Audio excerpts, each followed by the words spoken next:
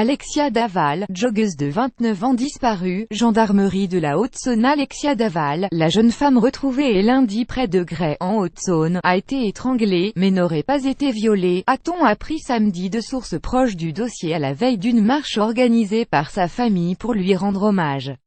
Les résultats de l'autopsie pratiquée jeudi sur corps calciné ont permis d'établir un décès par strangulation, mais selon les premières constatations, la jeune femme n'aurait pas été violée, a précisé cette source. La procureure de Besançon, Edwige Roux-Morizot, contactée par l'agence France Presse, n'a pas confirmé cette information.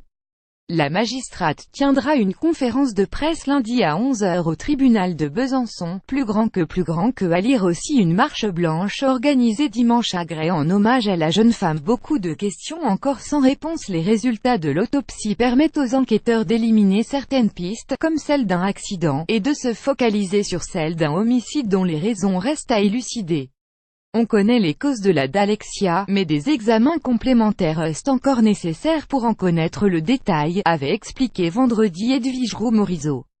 Plein d'indices ont pu être recueillis, et l'autopsie a permis de conclure à un certain nombre d'éléments intéressants pour l'enquête, avait confié la magistrate. Mais aucun suspect n'avait été identifié vendredi soir, beaucoup de questions encore sans réponse. Alexia Daval connaissait-elle l'agresseur ou a-t-elle été tuée et quand a-t-elle emprunté un autre trajet que celui de parcours de course habituel? Plus grand que, à lire aussi, on revit toute la nuit ce qu'elle a pu vivre, confie le père de la joggeuse. Un appel à témoins a été lancé mercredi par le parquet. Il invite à signaler tout fait suspect constaté dans les environs de Gray et de la forêt de Villette-Moulin, durant le week-end du 28 et 29 octobre, qui peut donner lieu à un signalement à la gendarmerie au numéro dédié 03 84 65 11 45. Une marche silencieuse à Gray, dimanche à 11 h. La jeune femme était partie courir samedi dernier et Marie, sans nouvelles après plusieurs heures, avait alerté la gendarmerie. Le corps avait été découvert lundi, calciné et caché sous des feuillages dans un bois loin du parcours habituellement emprunté pour jogging.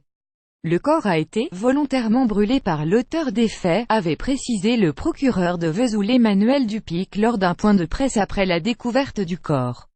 Le meurtre de la jeune femme a choqué à Gray, commune de 5000 habitants, mais également un peu partout en France. Sa famille a invité à une marche silencieuse dimanche à 11 h à Gray pour lui rendre hommage. La famille fait bloc et soutient le mari d'Alexia. Le jeune homme, informaticien, a participé samedi matin à un jogging en hommage à Alexia Daval sur une partie du trajet qu'elle avait l'habitude d'emprunter.